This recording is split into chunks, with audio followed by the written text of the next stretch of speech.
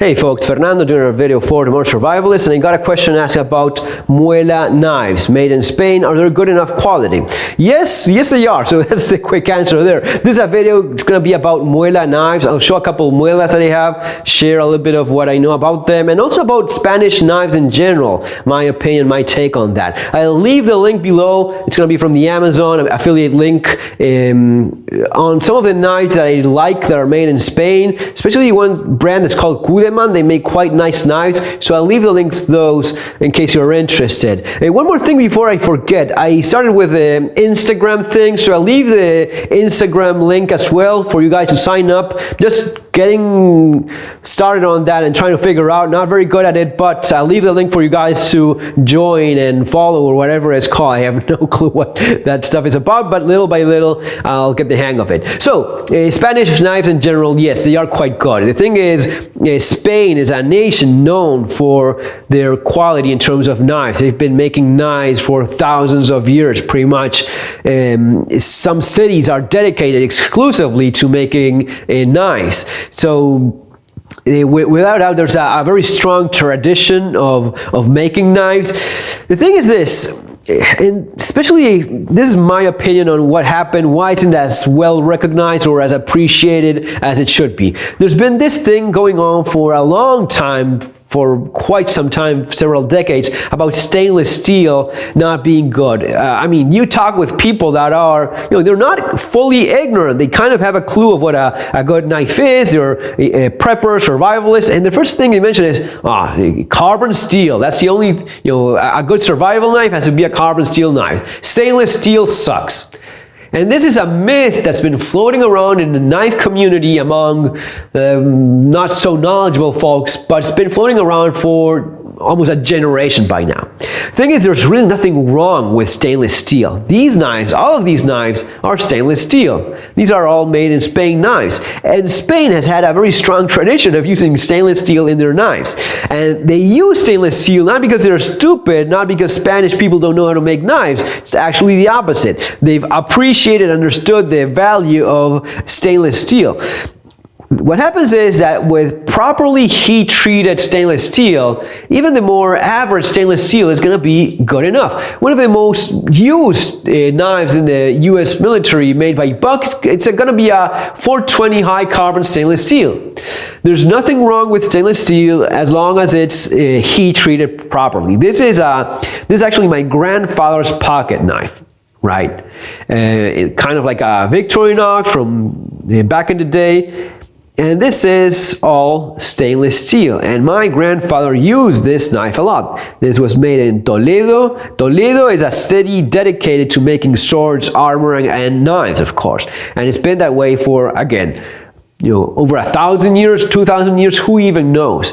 But if you've been lucky enough if you've ever been to Toledo in Spain, it's still very much like a medieval city that is full of knife shops, sword shops, and armor, and it's still very much following the tradition of making beautiful knives. This one is quite nice. I, of course, don't use it much because it belongs to my grandfather, and I don't want to be, breaking it or anything. It's kind of very much a heirloom piece. So yeah, but it is still there, still working, and it has been used for a pretty long time. Another Spanish knife that I have is this one that I've had since I was a kid, and I've used this knife a lot. I use this knife heavily, with maybe even abusing it a little bit, always trying to be careful to some extent, but I've used this knife as a strong, sturdy folding knife. I've put quite a bit of good use in this knife, and I've resharpened this blade time and again. Stainless steel, again, typical of these Spanish knives. This is an Halcón brand, whatever that was. Inox for inoxidable, which means stainless steel, and made in Spain, something like that. There's nothing wrong with properly heat-treated stainless steel.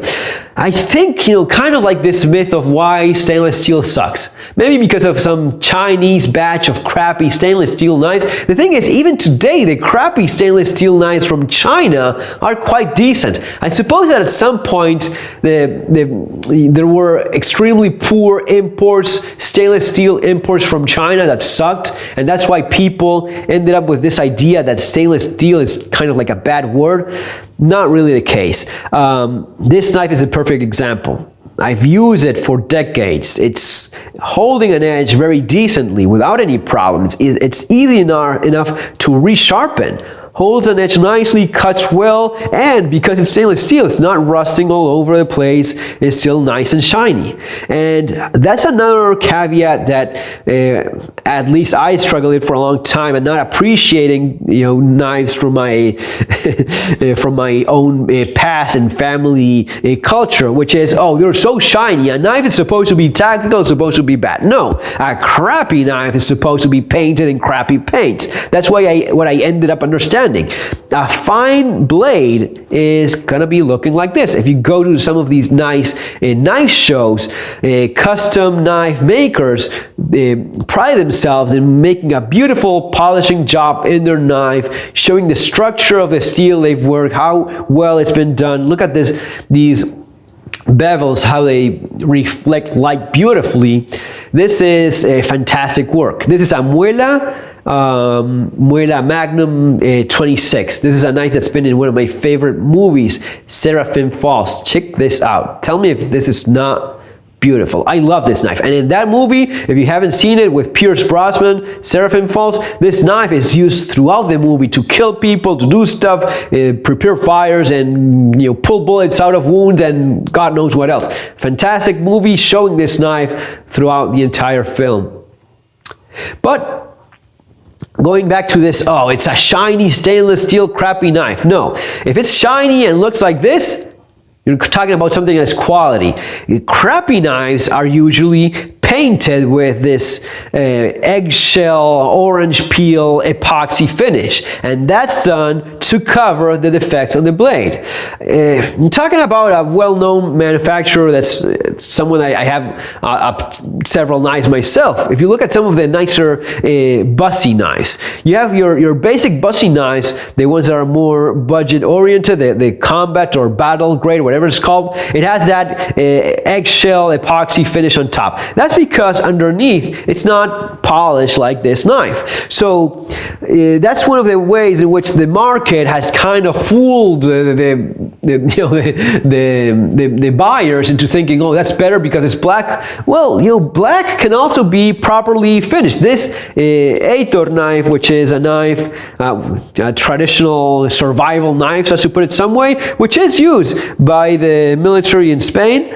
Aitor Jungle King 2. This is stainless steel. This is properly polished, right? And then, only then, it's the blackout layer on top of that, because it's a military type of knife. Now, why do you want something like this? Well, in a custom fine knife, you want this so as to appreciate the quality of the steel and the craftsmanship of the knife maker.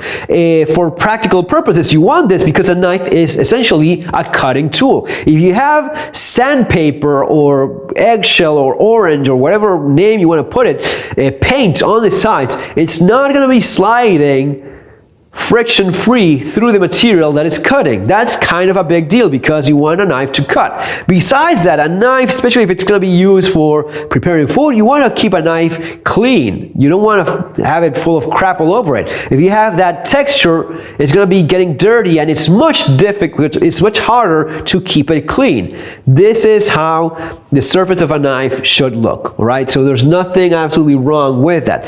Going back to this idea of crappy stainless steel, Spanish have been using stainless steel forever. I think there's, most of the knives, and the ones I'm going to be linking below, those are also, I think that all of them are stainless steel because stainless steel works. Stainless steel is a good option.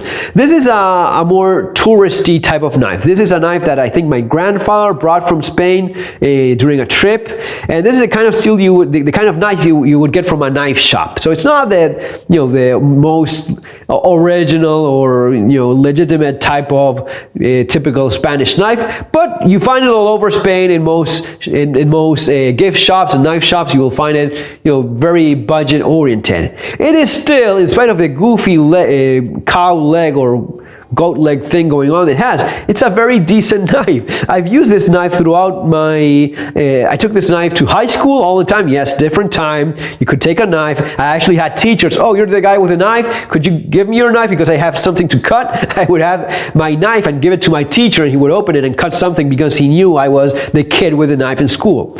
No one freaked out because of that. I never stabbed anyone in school.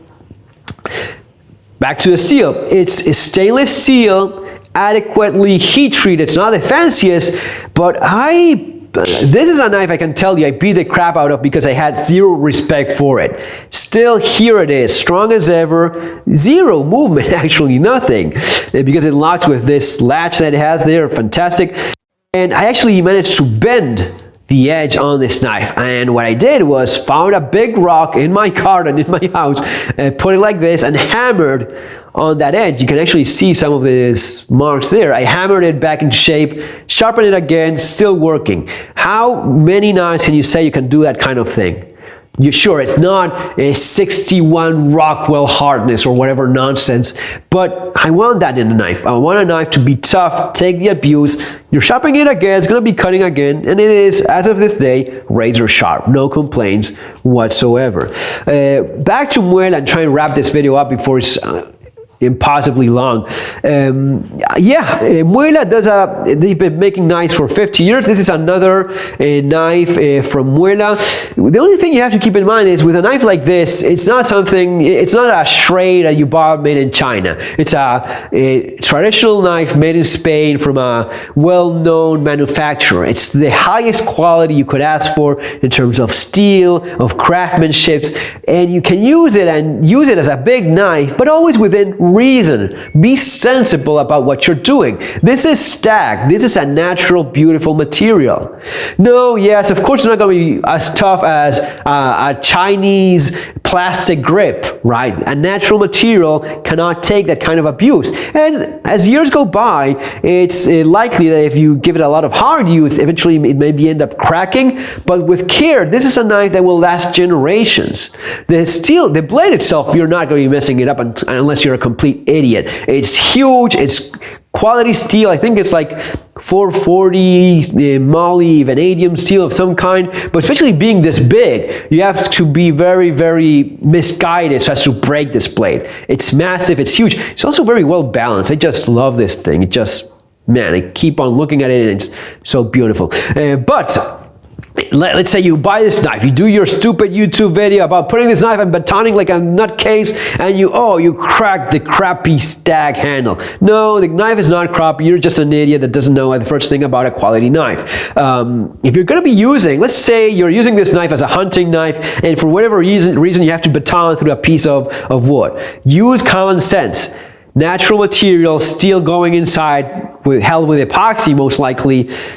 Be sensible. You hold it like that. You make sure you're not putting a lot of pressure here where the knife is, where the handle is more fragile. You use it like that and you hammer on the spine of the knife without putting pressure there. And you can do that all day long for the rest of your life. You're not going to be breaking this knife. Sensible thing to do, natural material, beautiful, but requires a little bit more care than your Shrey that costs 20 bucks. There's that $200 knife. Okay, that's a difference. If you want to have something that you can abuse a little bit more, maybe buy something else from Muela. Muela also does the more tactical looking knife. This is a blade intended for remate. Remate is basically killing. Muela does traditional hunting knives, and one of the knives used for hunting is intended for killing. When you're hunting with dogs, they hold the hog. The dogs catch the wild boar or hog, and you just go at it and stab it through the heart with this kind of knife. And they do this same blade, this exact same blade, with a stag handle instead. If you want the more traditional look, the more tactical looking one is this one, Scorpion model, beautiful blade still, but this is of course cheaper, because it is a piece of rubber. It's going to be cheaper than a nice contoured piece of of Stag, and this is a knife that goes for like 40-50 bucks. Fantastic value for the money. This is a knife that, yes, you can baton with it at ease and just beat the crap out of it. You're not going to be breaking this rubber handle. That's not going to be happening. Again, anything can be broken eventually if you put your heart to it, but normal use, a little bit beyond that, within reason, it's a fantastic blade. Yes, Muela is a fantastic knife company, and Spanish knives in general are very good, so don't be shy about taking them into account as well. Folks, remember those things. The Instagram thing is going to be there below. My couple knives I'm going to be linking that I like, also there for you to check out. See you on our next video. Have a great day.